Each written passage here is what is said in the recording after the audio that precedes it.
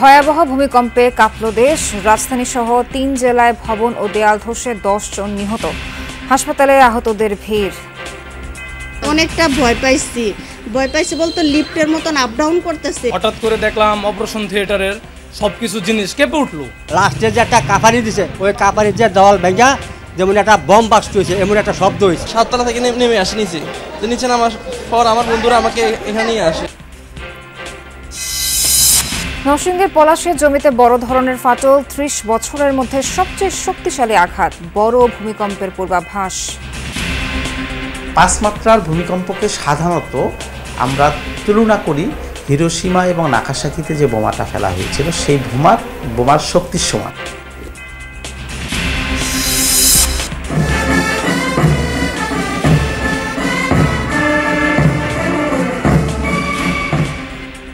নির্বাচনে সশস্ত্র বাহিনীকে গুরুত্বপূর্ণ ভূমিকা পালন করতে হবে। সেনাকুঞ্জে সংবর্ধনায় প্রধান উপদেষ্টা। বাংলাদেশের গণতান্ত্রিক উত্তরণে আসন্ন নির্বাচন একটি গুরুত্বপূর্ণ অধ্যায় হিসেবে বিবেচিত হবে। এর আয়োজনে সশস্ত্র বাহিনীর সদস্যগণ দক্ষতা ও পেশাদারিত্বের সাথে এই মহান দায়িত্ব পালন করবে। খালেদা জিয়ার কুশল বিনিময়ে ডক্টর ইউনূসের সঙ্গে একান্ত বৈঠক।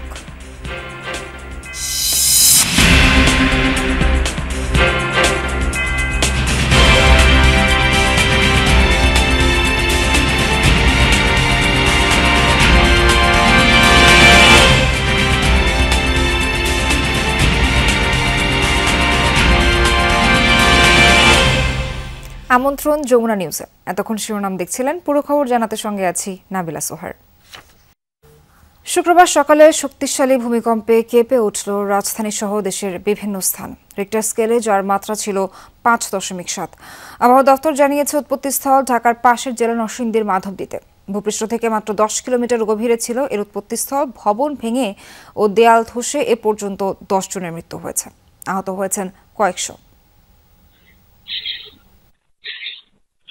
হঠাৎ ভূমিকম্প, ছুটির দিনে এক অন্যরকম সকাল। কেঁপে ওঠে সারা দেশ। ভয় আর আতঙ্ক। ছুটোছুটি করছেন বহু মানুষ, যেন অপ্রত্যাশিত মৃত্যু ভয় তাড়া করছে শহর নগরের মানুষকে।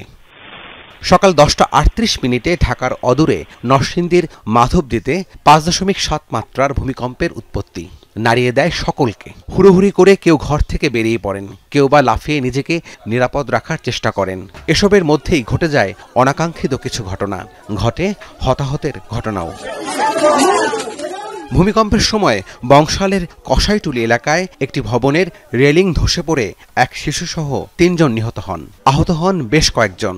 তারা রাস্তা দিয়ে হেঁটে যাচ্ছিলেন। নিহতদের মধ্যে রাফিউল ইসলাম স্যার সলিমুল্লাহ মেডিকেল কলেজের শিক্ষার্থী ছিলেন। ওর আম্মার সঙ্গে বাজার করতে গেছিল, তখন আর কি ভূমিকম্পে বিল্ডিংয়ের কোনো একটা ভাঙা অংশ ওর মাথায় এসে পড়ে এবং একই সাথে ওর আম্মার মাথায় এসে পড়ে। ওর আম্মা এবং ও 2 জনে আহত হয়। পরবর্তীতে হসপিটালে নিয়ে আসার পথে ওর মৃত্যু হয়ে যায়।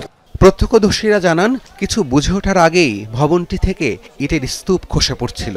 মুহূর্তের মধ্যেই ভয়াবহ পরিস্থিতি তৈরি হয়। তখন ঝুপঝুপায়া ভাঙা পড়লো আর কি, শব্দটা বিকট শব্দ হইল। বিকট শব্দের পরে দেখলাম তারপরে মানুষ কয়েকজন হতাহত হলো, ওনাদের ভ্যানে করে মিটফোর্ডে পাঠানো হলো আর কি। তারা ভ্যানে ছিল, আর ওই যে রক্তাক্ত যে মহিলাটা উনি ভ্যানের মধ্যেই বসে ছিল। মানে 2টা বড় লোক আর একটা বাচ্চা ছিল। মনে ভয় কি জিনিস সেটা চোখ দিয়ে আজকে দেখলাম ভাই। আমার শরীরে পশম একটা সব পশম দাঁড়া রয়েছে আমার ভাই। বাসার ছাদে একটা 3 ফিটের ছিল, রেলিং ছিল। প্রতিটা রেলিং কোনো পিলারের সাথে সংযুক্ত নাই।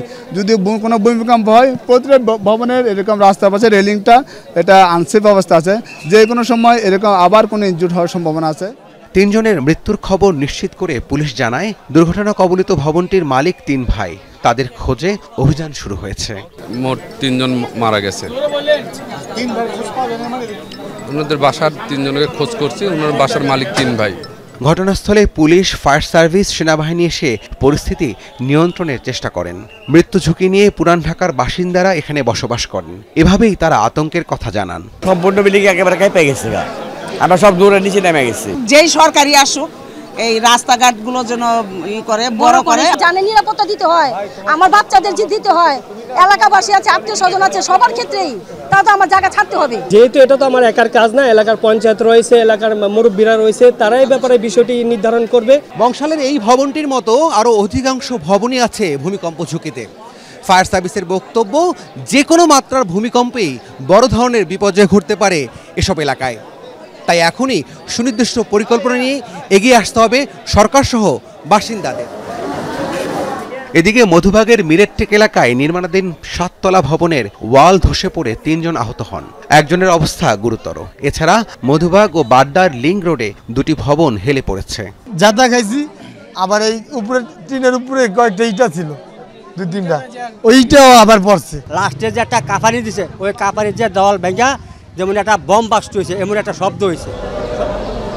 একই সময় রাজধানীর বিভিন্ন জায়গায় আতঙ্কে হুড়োহুড়ি করে নামতে গিয়ে হতাহত হয়েছেন অনেকে। ঢাকা বিশ্ববিদ্যালয়ের শিক্ষার্থী সহ আহতরা ঢাকা মেডিকেল ও পঙ্গু হাসপাতালে চিকিৎসা নিচ্ছেন। হতাহতের খবরে হাসপাতালে ছুটে যান স্বাস্থ্য উপদেষ্টা। সব সরকারি হাসপাতালে জরুরি মেডিকেল টিম কাজ করছে বলেও জানান স্বাস্থ্য উপদেষ্টা।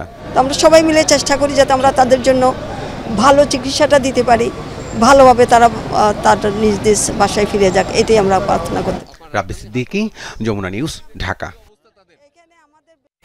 রাজধানীর বাইরেও তীব্র কম্পন অনুভূত হয়েছে। ভূমিকম্পের উৎপত্তিস্থল নরসিংদীতেই মারা গেছেন 5 জন, আহত হয়েছে বেশ কজন।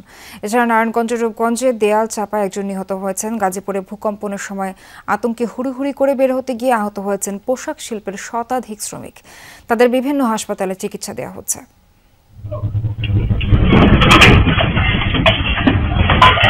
হঠাৎই কেঁপে উঠল ভূপৃষ্ঠ। শক্তিশালী কম্পনে দুলতে থাকে চারদিক। প্রাণ বাঁচাতে ঘরবাড়ি, দোকানপাট থেকে ছুটে বের হয়ে যায় মানুষজন। ভয়াবহ কম্পনে নরসিংদীর পলাশ উপজেলার মালিতা গ্রামে মাটির ঘরে দেয়াল ধসে নিহত হয়েছেন এক বৃদ্ধ। ভূমিকম্পের সময় আতঙ্কে হার্ট অ্যাটাকে ষাটোর্ধ্ব আরও এক বৃদ্ধ মারা যান। এছাড়া সদর উপজেলার গাবতলী এলাকায় বহুতল ভবনের দেয়াল ধসে পাশের টিন শেড বাড়িতে পড়ে 3 জন আহত হয়। এদের মধ্যে 2 জনকে ঢাকা মেডিকেলে আনা হলে চিকিৎসাধীন অবস্থায় প্রাণ হারায় শিশু ওমর এবং তার বাবা দেলোয়ার হোসেন। এছাড়া শিবপুরে গাছ থেকে পড়ে মৃত্যু হয় ফুরকান মিয়ার। বাইরে বের হওয়ার পরে সামনের দিকে যাইতেছিলাম, পরে দেখা যায় মাটি একদম ধসে গেছে, কিন্তু আমাদের পায়ে থেকে মাটি চলে গেছে, কারণ আমাদের আর কোনো প্রক্রিয়া নাই। পলাশ উপজেলার রেসিডেন্সিয়াল মডেল কলেজের মাঠে ফাটল দেখা দেয়। আতঙ্কিত হয়ে পড়েন স্থানীয়রা। পার্শ্ববর্তী ঘোড়াশাল গ্রামেও একটি স্থানে মাটিতে দেখা দেয় ফাটল। ভূমিকম্পে নারায়ণগঞ্জের রূপগঞ্জ গোলাকান্দাইলে দেয়াল চাপায় প্রাণ যায় 10 মাস বয়সী ফাতেমার। শিশুটির মা কুলসুমকে গুরুতর আহত অবস্থায় হাসপাতালে নেওয়া হয়। আমরা দুজনে অজ্ঞানের মতো অবস্থান চিকুর বাকুর করতেছি, এলাকার লোক সমস্ত লোক আসছে। আমরা এরকম কাঁপতে আছি, কাঁপ কিছু শুনি না, এরপর চিল্লাপাল্লা শুন না, হ্যাঁ কিছু দেখি না। মানে বইয়ের বিয়ার ওয়ালের ভিতরে পরে আসছিল, আর একজন লোক আসছিল। রূপসী এলাকায় ঘরের ছাদের প্লাস্টার খসে আহত হয়েছেন 2 জন। এছাড়া একটি গার্মেন্টস থেকে আতঙ্কিত শ্রমিকরা বের হতে নিলে হুড়োহুড়িতে আহত হন 15 জন। গাজীপুরের শ্রীপুরে ভূমিকম্পে আতঙ্কিত হয়ে গার্মেন্টস থেকে তাড়াহুড়ো করে বের হবার সময় আহত হয়েছেন শতাধিক শ্রমিক। এছাড়া টঙ্গী বেসিক শিল্প এলাকার একটি কারখানায় আতঙ্কে দৌড়দৌড়ির সময় আহত হন অনেকে। অনেকটা ভয় পাইছি বলতে লিফটের মতন আপ ডাউন করতেছে। লিফট যেমন উঠলে যেরকম করে না, এরকম আপ ডাউন করতেছে। বাইরে বের হয়ে গেছে, বাইরে যাওয়ার পরে দেখেছি বিল্ডিং কাঁপতেছে, আমার গার ভিতরে এখনো কাঁপতেছে। এদিকে ভূমিকম্পে রাজশাহী বিশ্ববিদ্যালয়ের শেরেবাংলা আবাসিক হলের ভবনে ফাটল দেখা দেয়। আতঙ্কিত শিক্ষার্থীরা দ্রুত হল থেকে বের হয়ে যায়। আবহাওয়া গবেষণা কেন্দ্র জানিয়েছে, মধ্যম মাত্রার এই ভূমিকম্পটি বাংলাদেশে 30 বছরের মধ্যে সবচেয়ে বড় মাত্রার। শক্তিশালী এই ভূমিকম্পে মানুষের মধ্যে আতঙ্ক বিরাজ করছে। সাবরিনা লিজা, যমুনা নিউজ। সশস্ত্র বাহিনী দিবস উপলক্ষে সেনাকুঞ্জের সংবর্ধনা অনুষ্ঠানে নির্বাচনে 3 বাহিনীর ভূমিকার কথা তুলে ধরলেন প্রধান উপদেষ্টা ডক্টর মোহাম্মদ ইউনূস। তিনি বলেন, এই নির্বাচনের মাধ্যমে নতুন বাংলাদেশের যাত্রা শুরু হবে। অনুষ্ঠানে যোগ দেন বিএনপি চেয়ারপারসন বেগম খালেদা জিয়া। এ সময় বিএনপি চেয়ারপারসনের সাথে একান্ত বৈঠক করেছেন প্রধান উপদেষ্টা। সশস্ত্র বাহিনী দিবস উপলক্ষে সেনাকুঞ্জে সংবর্ধনা অনুষ্ঠান। বিকাল 4টার পর অনুষ্ঠানে যোগ দেন প্রধান উপদেষ্টা ডক্টর মোহাম্মদ ইউনূস। এ সময় তাকে স্বাগত জানান সেনা, নৌ ও বিমান বাহিনীর প্রধানরা। অনুষ্ঠানের শুরুতেই ভূমিকম্পে নিহতদের স্মরণে 1 মিনিট নীরবতা পালন করা হয়। সশস্ত্র বাহিনীর সদস্যদের উদ্দেশ্যে প্রধান উপদেষ্টা দেশ গঠনে 3 বাহিনীর গুরুত্বপূর্ণ ভূমিকার কথা তুলে ধরেন। প্রতিটি দুর্যোগে সশস্ত্র বাহিনীর অবদানের প্রশংসা করেন প্রধান উপদেষ্টা। ছাত্র জনতার অভ্যুত্থান ও চলমান দেশ পুনর্গঠন ও সংস্কারের কাজেও সশস্ত্র বাহিনী বরাবরের মতোই মানুষের পাশে দাঁড়িয়ে অব্যাহতভাবে দেশের মানুষের আস্থার প্রতিদান দিয়ে যাচ্ছে। আগামী নির্বাচন খুবই গুরুত্বপূর্ণ উল্লেখ করে প্রধান উপদেষ্টা এতে সশস্ত্র বাহিনীর ভূমিকা কি হবে তা তুলে ধরেন। বাংলাদেশের গণতান্ত্রিক উত্তরণে আসন্ন নির্বাচন একটি গুরুত্বপূর্ণ অধ্যায় হিসেবে বিবেচিত হবে। আমার সুদৃঢ় বিশ্বাস এটি নির্বিঘ্ন ও উৎসবমুখর নির্বাচন হবে। এর আয়োজনে সশস্ত্র বাহিনীর সদস্যগণ দক্ষতা ও পেশাদারিত্বের সাথে এই মহান দায়িত্ব পালন করবে। দেশের সার্বভৌমত্ব রক্ষায় আগামীতেও পেশাদারিত্বের সাথে কাজ করবে সশস্ত্র বাহিনী, এমন প্রত্যাশার কথা তুলে ধরেন প্রধান উপদেষ্টা। যে কোনো আগ্রাসী বহিঃশত্রুর আক্রমণ থেকে দেশের সার্বভৌমত্ব রক্ষার জন্য আমাদেরকে সদা প্রস্তুত ও সংকল্পবদ্ধভাবে থাকতে হবে। অনুষ্ঠানে আগত অতিথিদের সাথে শুভেচ্ছা বিনিময় করেন প্রধান উপদেষ্টা। এর কিছুক্ষণের মধ্যেই অনুষ্ঠান স্থলে পৌঁছান বিএনপি চেয়ারপারসন বেগম খালেদা জিয়া। এ সময় বিএনপি চেয়ারপারসনের সাথে একান্তে সাক্ষাৎ করেন প্রধান উপদেষ্টা। পরে অনুষ্ঠান স্থলে যোগ দিয়ে আমন্ত্রিত অতিথিদের শুভেচ্ছা জানান বিএনপি চেয়ারপারসন ও সাবেক প্রধানমন্ত্রী বেগম খালেদা জিয়া। সেনাকুঞ্জে এই সংবর্ধনা অনুষ্ঠানে যোগ দেন বিচারপতি, রাজনীতিবিদ, বিদেশি কূটনীতিক, বিশিষ্ট জনসহ সাংবাদিক ও ঊর্ধ্বতন বেসামরিক কর্মকর্তারা। ফয়সাল মাহমুদ, যমুনা নিউজ, ঢাকা। সশস্ত্র বাহিনী দিবস উপলক্ষে রাষ্ট্রপতি মোহাম্মদ শাহাবুদ্দিনের সাথে সৌজন্য সাক্ষাৎ করেছেন 3 বাহিনী প্রধান। শুক্রবার বঙ্গভবনে সাক্ষাৎ করেন তারা। এর আগে সেনা, নৌ ও বিমান বাহিনীর প্রধানরা সাভার জাতীয় স্মৃতিসৌধে ফুল দিয়ে মুক্তিযুদ্ধের শহীদদের প্রতি শ্রদ্ধা জানান। 3 বাহিনীর প্রধান, রাষ্ট্রপতি ও প্রধান উপদেষ্টার পক্ষ থেকেও সশস্ত্র বাহিনী দিবসে শ্রদ্ধা জানানো হয়। এছাড়া সেনা, নৌ ও বিমান বাহিনীর সদর দফতরে বিশেষ মোনাজাত, বিভিন্ন সেনানিবাসে ওপেন ডে পালন এবং গণমাধ্যমে বিশেষ অনুষ্ঠান প্রচারের মধ্য দিয়ে দেশব্যাপী দিনটি পালিত হয়। কেউ মায়ের হাত ধরে বাজারে গিয়েছিল, কেউ বাবার হাত ধরে বাইরে। ভূমিকম্পে ভেঙে পড়া রেলিং মুহূর্তেই কেড়ে নেয় জীবন। ছেলে মারা গেছে ঘটনাস্থলে, হাসপাতালে জীবনের সাথে লড়ছেন মা। শুক্রবারের দুর্যোগে রাজধানীবাসী বুঝতে পারল জীবন কত ক্ষণিকের।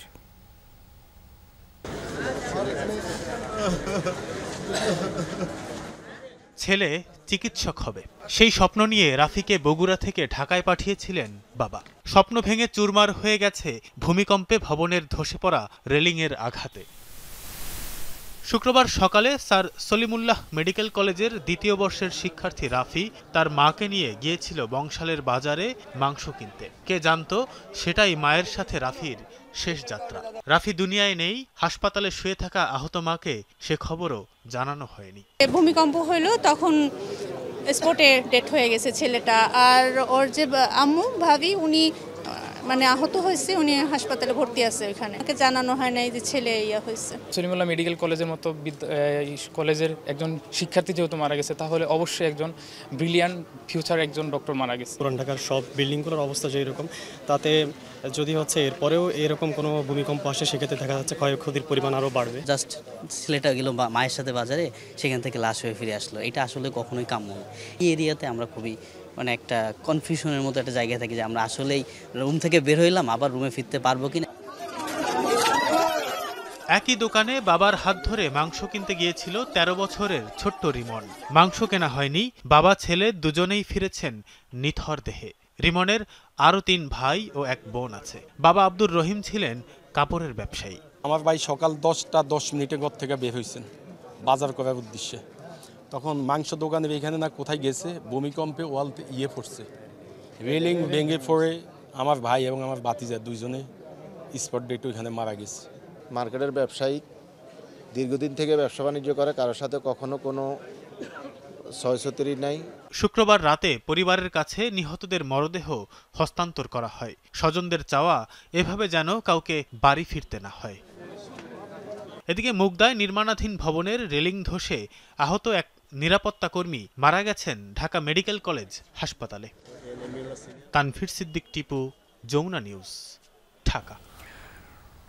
ভূমিকম্পের প্রবল ঝুঁকিতে বাংলাদেশ মোকাবেলায় অবকাঠামো শক্তিশালী করা, নতুন ভবন তৈরির সময় সরকার ও রাজুকের নজরদারি এবং সচেতনতা বাড়ানোর পরামর্শ দিয়েছেন বিশেষজ্ঞরা। তাদের মতে আইনের প্রয়োগ দুর্যোগ পরবর্তী প্রস্তুতি, ঝুঁকি এবং ক্ষয়ক্ষতি কমাতে সম্ভব। 3টি সক্রিয় tectonic plate Indo Australian, Eurasia, Burma মাইক্রোপ্লেটের সংযোগস্থলের কাছাকাছি বাংলাদেশের অবস্থান। প্রতিনিয়ত প্লেটগুলো একে অপরের দিকে চাপ সৃষ্টি করছে। পূর্ব উত্তরাঞ্চল জুড়ে অবস্থান করছে কয়েকটি শক্তিশালী ফল্ট লাইন, যা ভৌগোলিকভাবে বাংলাদেশকে বড় ধরনের ভূমিকম্প ঝুঁকিতে ফেলেছে। সবচেয়ে ঝুঁকিপূর্ণ উত্তর পশ্চিমাঞ্চল, মধ্যাঞ্চল মধ্যমমানের ঝুঁকিতে। অতীতেও বড় মাত্রার ভূমিকম্প হয়েছে এ দেশে। 1918 সালে শ্রীমঙ্গলে 7.6 মাত্রা, 50-এ আসামে 8.6 মাত্রা, 97 সালে সিলেটে 5.6 মাত্রার কম্পনে দেশের বিভিন্ন এলাকায় বড় মাত্রার ক্ষতি হয়েছিল। সাম্প্রতিক সময়ে দেশের ভেতরে বা বাহিরে হালকা ও মাঝারি মাত্রার বেশ কয়েকটি ভূকম্প অনুভূত হয়েছে। এর অর্থ এই অঞ্চলে ভূগর্ভস্থ চাপ বাড়ছে। এই চাপ যে কোনো সময় বড় ধাক্কায় রূপ নিতে পারে, শঙ্কা বিশেষজ্ঞদের। আবহাওয়া অফিস বলছে দেশে 30 বছরের মধ্যে এবারই সবচেয়ে শক্তিশালী ভূমিকম্প হয়েছে। একটা 5 মাত্রার ভূমিকম্পকে সাধারণত আমরা তুলনা করি হিরোশিমা এবং নাগাসাকিতে যে বোমাটা ফেলা হয়েছিল সেই বোমার শক্তির সমান। কারণ ভূমিকম্প হলে তো একটা সে শক্তি রিলিজ করে, জলাশয় বা নিচু ভূমি এগুলোকে ভরাট করে কিন্তু আমরা ঢাকা শহর আমরা কি করেছি, এক্সপান্ড করেছি। ঘনত্ব বেশি, বিদ্যুতের লাইন, গ্যাসের লাইন যত্রতত্রভাবে আমাদের এটা গিয়েছে। তাহলে আমাদের এই ঢাকা শহরে কতগুলো বিল্ডিং আছে যে আমরা এই বিল্ডিংগুলো 6 মাত্রার ভূমিকম্প সহনীয়। বিশেষজ্ঞরা বলছেন এর চেয়ে বড় মাত্রার কম্পন হলে ক্ষয়ক্ষতির মাত্রা হবে অকল্পনীয়। অবকাঠামো, ঢাকার অবস্থান বিবেচনায় ক্ষয়ক্ষতির ঝুঁকি মাত্রার তুলনায় বেশি হবে। আমাদের কিন্তু ডিজাইনগুলো কিন্তু ভুল নাই, কিন্তু যখন এক্সিকিউশনে যাচ্ছে এক্সিকিউশন প্রবলেম। তো রাজুককে আমরা গত 2013 সালে রানা প্লাজার পর থেকে বারবার বলছি যে এক্সিকিউশনের সময় যাতে একটা সুপারভাইশন রাখা হয়। রাজুকে দরকার নেই, থার্ড পার্টি রাখবে, রাজুককে সে ঘন ঘন রিপোর্ট দেবে। সেটা আমরা যদি এখন না শুরু করি, ভবিষ্যতে আমরা যত বাসাবাড়ি হবে, আমাদের ডিজাইন যতই ভালো থাক না কেন, এক্সিকিউশনের প্রবলেমের কারণেই আমাদের বিল্ডিংগুলোর ক্ষয়ক্ষতি বেশি। দেয়ালের পাশে কোনায় অবস্থান নেবেন এবং যতক্ষণ জার্ক হচ্ছে ততক্ষণ পর্যন্ত সেখানেই আশ্রয় নেবেন। দৌড়াদৌড়ি ছোটাছুটি করবেন না, সিঁড়ি দিয়ে নামার চেষ্টা করবেন না, বা উপরে যাওয়া বা নিচে নামা কোনোটাই করবেন না। খালি ফায়ার সার্ভিসের সে প্রশিক্ষিত সরকারি বেতনভুক্ত জনগণ দিয়ে কিন্তু বড় ধরনের ভূমিকম্প মোকাবেলা করা কখনোই যাবে না। ভূমিকম্পের জন্য স্পেশাল ইকুইপমেন্ট দরকার হয়ে থাকে। সরকার যদি স্পেশালি দুর্যোগ মন্ত্রণালয়ের অধীনে কিছু কিছু ভলান্টিয়ার এখনো তৈরি হচ্ছে, তা সেটা ব্যাপকভাবে তৈরি করতে হবে। ভূমিকম্পের পরবর্তী কয়েক ঘন্টা থেকে কয়েকদিন আফটার শকের ঝুঁকি থাকে, তাই আতঙ্কিত না হয়ে সচেতন থাকার পরামর্শ বিশেষজ্ঞদের। লাভলি বিথি, যমুনা নিউজ, ঢাকা। অর্থী আহমেদ ডান্স একাডেমির প্রযোজনায় অনুষ্ঠিত হয়ে গেল নবপল্লব 2.0 নৃত্যানুষ্ঠান, যেখানে অংশ নেয় প্রায় 100 নারী, পুরুষ ও শিশু শিল্পী। ভারতনাট্যম পরিবেশনার মধ্য দিয়ে মুখর হয়ে ওঠে বেলি রোডের গার্লস গাইড মঞ্চ।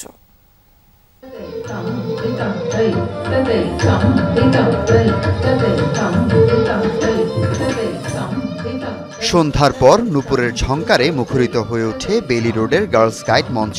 নবপল্লব 2.0 নৃত্যানুষ্ঠানে ভারতনাট্যম পরিবেশনা করেন অর্থী ড্যান্স একাডেমির শিল্পীরা। পুষ্পাঞ্জলি পরিবেশনার মাধ্যমে শুরু হয় আয়োজন। একে একে পরিবেশিত হয় ভারতনাট্যমের অন্যান্য পরিবেশনা। অংশগ্রহণকারী নৃত্যশিল্পীরা জানান, ভারতনাট্যমের পরিবেশনায় অংশগ্রহণ করতে পেরে তারা বেশ উচ্ছ্বসিত।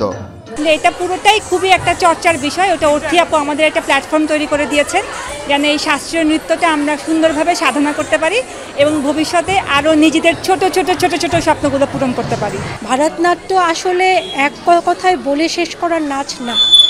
এইটা শিখতে গেলে এখনও আমাদের অনেক সাধনা করতে হবে, এখনও লেন্দি প্রসেসে আমাদের শিখতে হবে। আমার প্রথমবার এভাবে একদম কস্টিউম সম্পূর্ণ পরে পারফরমেন্স করতে পারে আমার গুরু সামনে ছিল এবং অনেক অডিয়েন্স সামনে, অসাধারণ অনুভূতি। মঞ্চের এই মিলন মেলায় নানা পেশার মানুষ নাচের প্রতি তাদের ভালোবাসার প্রকাশ ঘটিয়েছেন। কেউ সংসার সামলে, আবার কেউ অফিস শেষে নাচের অনুশীলন চালিয়ে যাচ্ছেন।